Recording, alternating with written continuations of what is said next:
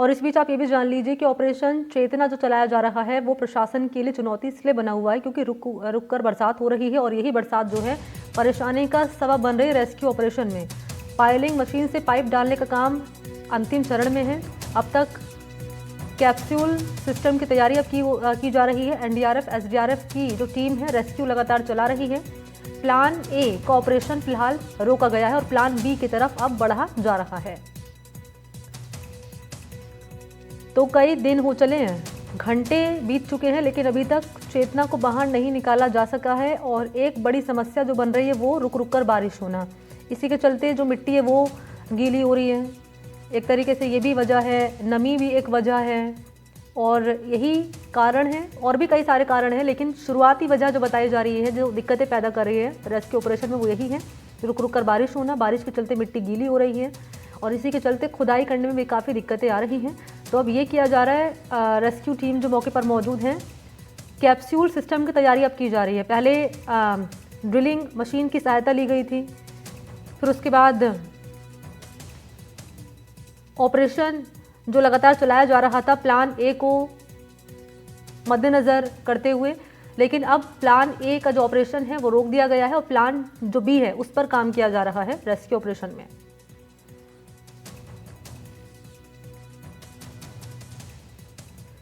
वीरेंद्र इस पर ज़्यादा जानकारी लिए मौजूद हैं। वीरेंद्र, क्या कारण सामने आ रहे हैं रुक रुक कर बरसात होना, लेकिन बाहर तो निकालना है चेतना को क्योंकि कई दिन हो चले हैं, तो कैसे इस ऑपरेशन को अब अंजाम दिए जाने की कोशिश हो रही है? देखिए मनी, आपको बताना चाहूँगा कि चेतना जो है अब तक जो कह सकते हैं कि इसी बोरवेल के अंदर ही है, फंसी हुई है।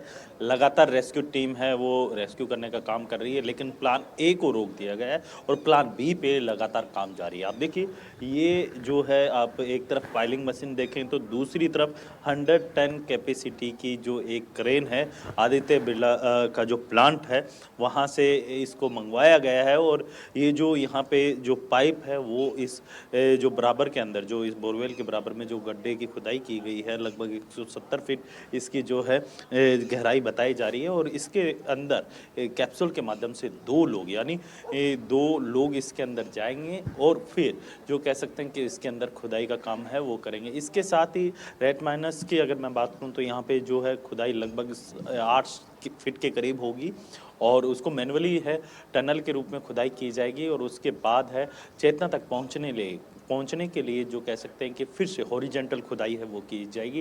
क्योंकि हॉरिजेंटल खुदाई इसलिए की जाएगी क्योंकि ऊपर की साइड एक सवाल मैं और जोड़ रही हूँ वीरेंद्र, आपको यहाँ पर रोक रही हूँ, उसके बाद आप जानकारी पूरी दीजिएगा। सवाल ये है मेरा, क्योंकि पहले जब आपने तस्वीरें दिखाई थी आपने ये भी बताया था कि मूवमेंट दिख रहा है चेतना का, तो कहीं ना कहीं ये संतुष्टि थी कि चेतना जिंदा है। क्या अब मूवमेंट हो पा रहा है? क्या चेतना अभी मूवमेंट कर रही है? उसको लेकर क्या जानकारी है?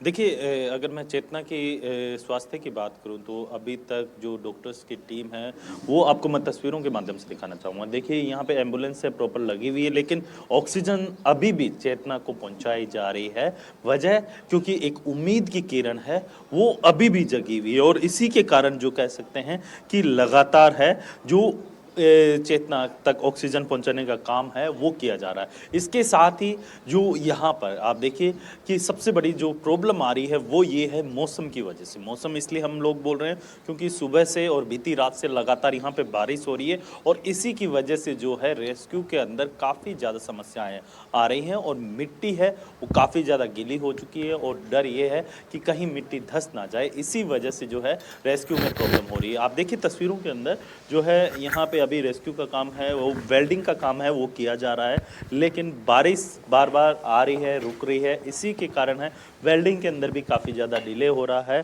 और इसी जो कह सकते हैं कि अभी जो अगर मैं करंट सिचुएशन की बात करूं तो आप देखेंगे कि जो यहाँ पर चेतना को बाहर निकालने की जो मुहिम है पिछले 5 दिन से लगातार जारी है। इसके अंदर अगर बात की जाए प्रशासन की तो ग्रामीणों ने जो साफ तौर पे कहा है कि प्रशासन कहीं ना कहीं ढिलाई या फिर जो कह सकते हैं लापरवाही बरती है, इसी की वजह से ये इतना समय लग रहा है। और इसके साथ ही जिस तरीके से मुख्यमंत्री भजनलाल शर्मा ने जो अपनी मीटिंग के अंदर तमाम अधिकारियों को, जिला कलेक्टर को और जो इस विभाग से जुड़े हुए जो अधिकारी हैं उन्हें साफ तौर पर निर्देशित दिया है कि आप 2 महीने के अंदर ओपन बोरवेल जितने भी है प्रदेश के अंदर उनको चिन्हित कीजिए और उन्हें अच्छा, एक जल्द से सवाल और जल्द है रहेगा मेरा उनकी जो वीरेंद्र कह सकते आपसे, हैं भराव का। क्योंकि राजस्थान की जो जनता टकटकी लगाए इस ऑपरेशन को देख रही है, कैसे इसे अंजाम दिया जा रहा है, कैसे बिटिया को बाहर निकाला जाएगा, ये एक महत्वपूर्ण सवाल बना हुआ है। लेकिन महत्वपूर्ण ये भी हो जाता है क्योंकि प्लान ए पर पहले काम किया जा रहा था, क्योंकि जब उसे जब टीम को लगा कि अब इस पर काम करना बेहतर नहीं है क्योंकि लगातार बारिश हो रही है रुक रुक कर, प्लान बी की तरफ जब रुख किया जा रहा है, तो यहाँ किस तरह का ऑपरेशन नजर आ रहा है, किस तरह कौन कौन सी मशीनें इस्तेमाल में लाई जा रही है? देखिए अगर खुदाई का काम है वो पूरा हो चुका है मनी।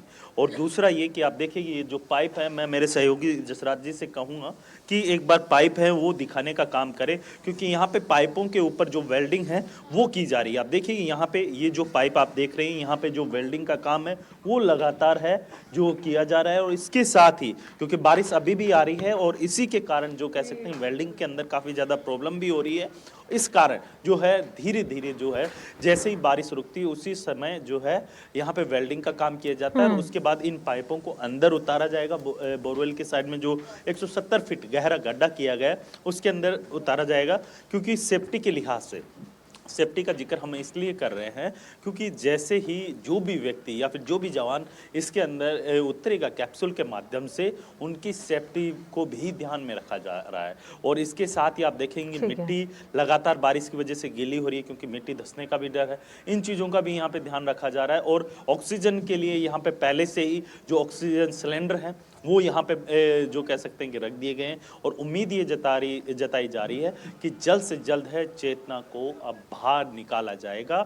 और इसके साथ ही जो कह सकते हैं कि कई अटेम्प्ट जो है एनडीआरएफ और एसडीआरएफ और तमाम जो रेस्क्यू टीम के अंदर जुड़े हुए लोग हैं उन्होंने अटेम्प्ट किए, लेकिन हर अटेम्प्ट में वो फेल हो रहे थे।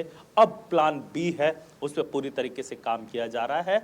और अब जो रेड माइनर्स की जो टीम है वो मैनुअली खुदाई करेगी 7 से 8 फीट और उसके बाद हॉरिजॉन्टल खुदाई की जाएगी, जिससे क्या है चेतना को बाहर निकाला जाए। जी ठीक है, उम्मीद परिवार वाले कर रहे हैं और जो आसपास के लोग हैं उनको भी कहीं ना कहीं एक आस है कि जल्द से जल्द उनकी जो बिटिया है वो बाहर निकलेगी। और एनडीटीवी राजस्थान भी लगातार मुहिम चला रहा है और वहीं से बड़ी अपडेट दर्शकों तक वीरेंद्र पहुंचा रहे थे। शुक्रिया आपका वीरेंद्र, तमाम जानकारी इस खबर पर देने के लिए।